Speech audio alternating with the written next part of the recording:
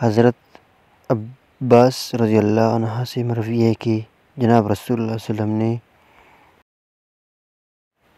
ارشاد فرمایا، جب انسان سجدہ کرتا ہے تو اس کے ساتھ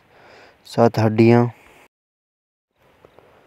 سجدہ کرتی ہے: چہرہ، دونوں ہاتھ، دونوں پاؤں اور دونوں گھٹنے۔ ایک مرتبہ حضرت عباس رضی اللہ عنہ نبی صلی اللہ علیہ وسلم کی خدمت میں حاضر ہو کر عرض کرنے لگے، یا رسول اللہ، میں آپ کا چچا ہوں، میں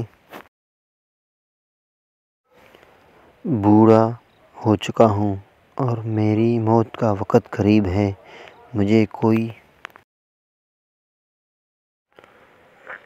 ایسی دعا سکھا دیجیے جس کے ذریعے اللہ مجھے نفع عطا فرمائے۔ نبی صلی اللہ علیہ وسلم نے فرمایا، اے عباس، آپ واقعی میرے چچا ہوں، لیکن میں اللہ کے معاملے میں آپ کے کسی کام نہیں آ سکتا، البتہ آپ اپنے رب سے